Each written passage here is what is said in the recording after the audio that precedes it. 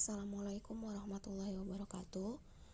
Perkenalkan, saya Putri Paramesti Agustin dari kelas reguler 218B akan memaparkan proposal karya tulis ilmiah saya yang berjudul Tingkat Pengetahuan tentang Swamedikasi Batuk pada Masyarakat RW 004 Desa Jatimulya, Kecamatan Tambun Selatan, Bekasi, periode Maret 2021.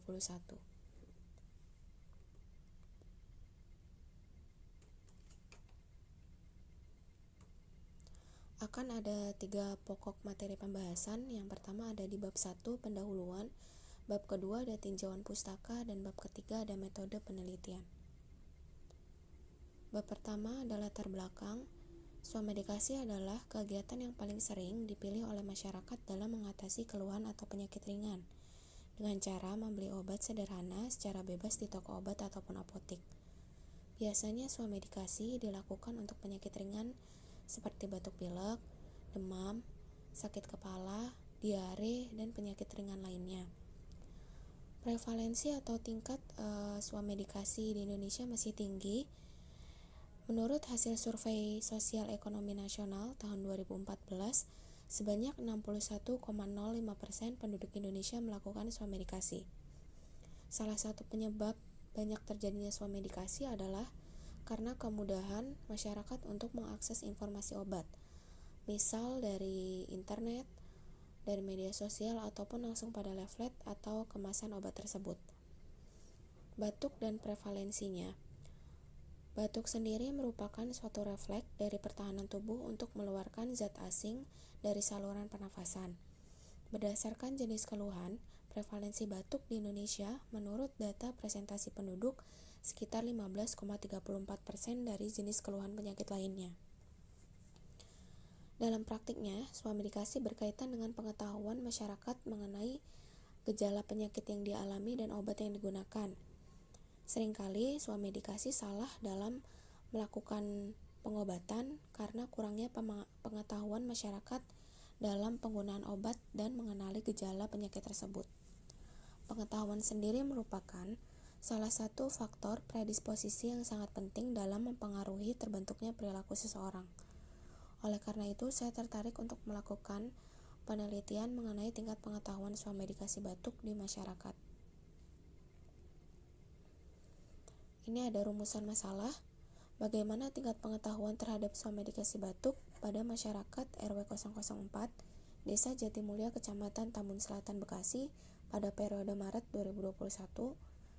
Tujuan penelitiannya adalah untuk mengetahui tingkat pengetahuan terhadap swamedikasi batuk pada masyarakat RW 004 Desa Jatimulya, Kecamatan Tambun Selatan, Bekasi pada periode Maret 2021. Ini ada manfaat penelitian. Bagi peneliti adalah mampu mengaplikasikan teori yang sudah didapatkan, menambah pengetahuan, dan melatih kemampuan dalam melakukan penelitian. Bagi instansi adalah sebagai bahan tambahan pustaka pada stikes IKIVA, sedangkan manfaat untuk masyarakat adalah mampu memberikan informasi kepada instansi terkait untuk dilakukannya sosialisasi mengenai pengobatan mandiri. Ada bab kedua yaitu tinjauan pustaka. Yang bagian pertama ada pengetahuan. Pengetahuan adalah salah satu faktor predisposisi yang sangat penting dalam mempengaruhi terbentuknya perilaku seseorang. Dan sebagian besar pengetahuan seseorang itu diperoleh melalui indera pendengaran dan indera penglihatan. Pengetahuan sendiri dibagi menjadi 6 tingkatan. Yang pertama ada tahu, yang kedua memahami, ketiga mengaplikasikan, yang keempat analisis, yang kelima sintesis, dan yang keenam evaluasi. Faktor yang mempengaruhi pengetahuan yang pertama adalah tingkat pendidikan, di mana tingkat pendidikan masyarakat yang tinggi cenderung memiliki tingkat pengetahuan yang lebih baik. Yang kedua ada usia. Semakin matang usia seseorang, maka akan semakin baik pula pola pemikiran dan pengetahuan yang ia miliki. Yang ketiga ada pengalaman. Yang keempat ada sosial ekonomi dan pekerjaan.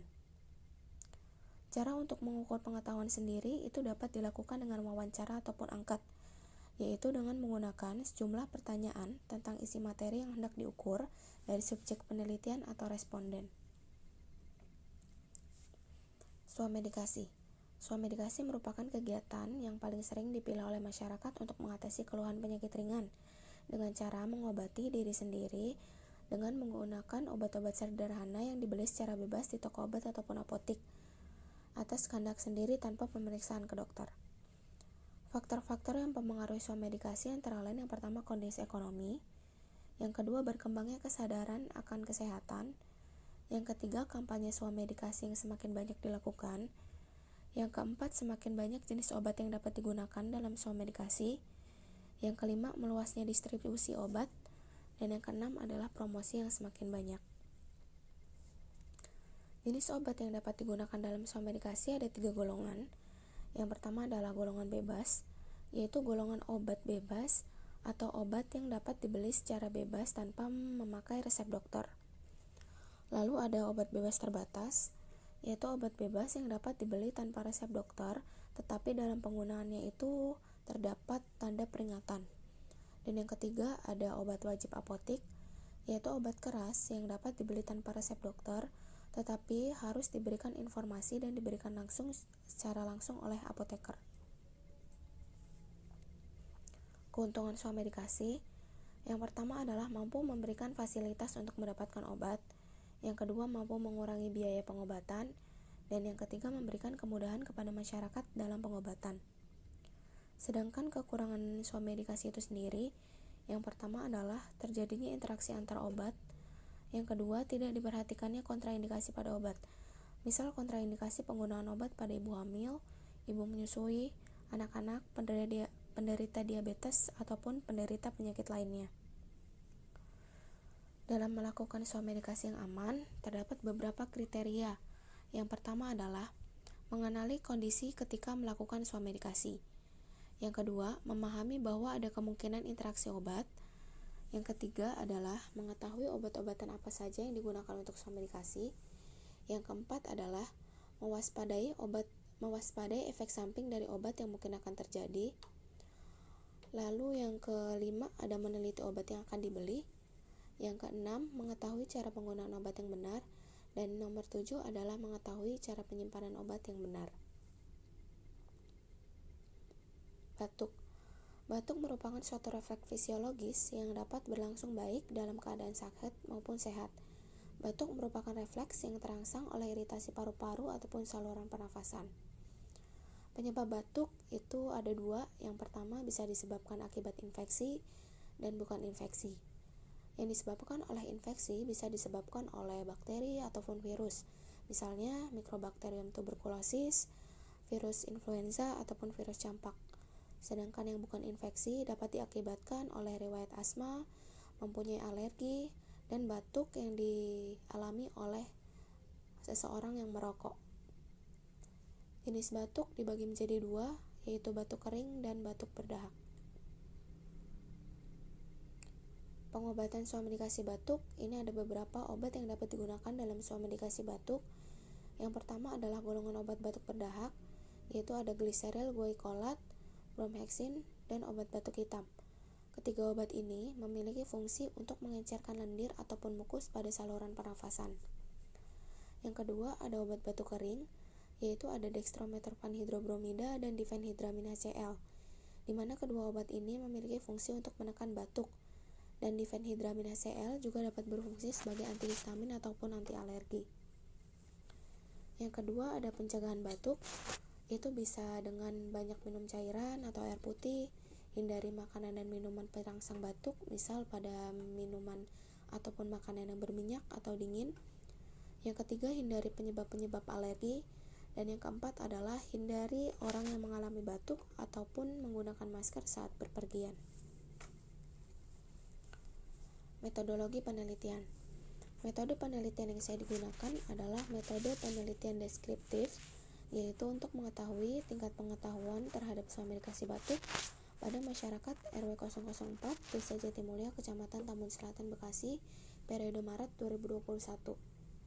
Kerangka konsepnya ini merupakan variabel tunggal, yaitu langsung pada pengetahuan terhadap swamedikasi batuk pada masyarakat RW 004 Desa Jatimulya, Kecamatan Tambun Selatan, Bekasi. Ada definisi operasionalnya, ini variabelnya adalah pengetahuan masyarakat tentang swamedikasi batuk. Definisinya adalah segala sesuatu yang diketahui oleh masyarakat mengenai swamedikasi batuk. Cara pengukurannya menggunakan kuesioner, yaitu memiliki 30 nomor. Hasilnya memiliki hasil baik apabila memenuhi persentase 76% sampai 100%, cukup presentasinya 56% sampai 75%, dan kurang memiliki persentase kurang dari 56%. Dan apabila responden menjawab pertanyaan dengan benar memiliki nilai 1, dan apabila jawabannya salah diberi nilai 0. Skala yang digunakan adalah skala ordinal. Jenis penelitian di sini merupakan jenis penelitian deskriptif yang tujuannya untuk membuat gambaran ataupun deskripsi tentang suatu keadaan secara objektif. Lokasi dan waktu penelitian. Lokasi penelitian dilakukan di lingkungan masyarakat RW 004, Desa Jatimulya, Kecamatan Tambun Selatan, Bekasi. Waktu penelitiannya dimulai dari bulan Januari sampai Agustus 2021. Alat dan bahan yang digunakan. Alatnya ini ada alat tulis dan laptop untuk mengolah data. Bahannya ada lembar persetujuan responden dan lembar kuesioner. Langkah kerjanya yang pertama adalah pengumpulan sampel, yang kedua melakukan uji pendahuluan, yang ketiga melakukan uji validasi, yang keempat pengambilan data, kelima perhitungan data yang diperoleh, dan yang keenam adalah penyajian data. Prosedur penelitiannya yang pertama adalah mengajukan permohonan izin penelitian baik ke pihak kampus maupun instansi terkait di tempat penelitian yang kita lakukan. Yang kedua adalah melakukan uji pendahuluan. Yang ketiga melakukan uji validasi dengan software SPSS. Yang keempat adalah menyebarkan kuesioner kepada responden. Yang kelima adalah perhitungan data yang diperoleh. Dan yang keenam adalah penyajian data. Populasi dan sampel. Populasi yang digunakan dalam penelitian ini adalah masyarakat yang berumur 17 sampai 65 tahun yang tinggal di lingkungan RW 004, Desa Jatimulya, Kecamatan Tambun Selatan, Bekasi, dengan jumlah 812 orang. Teknik pengambilan sampelnya digunakan purposive sampling, sedangkan perhitungan sampel dilakukan dengan menggunakan tabel Cauchy-Morgan dengan pemilihan taraf keyakinan sebesar 95% atau dengan alfa 0,05%. Ini ada tabel perhitungan sampel, di mana total sampel yang didapatkan adalah 260 sampel. Ada kriteria inklusi. Yang pertama, responden memiliki umur 17-65 tahun.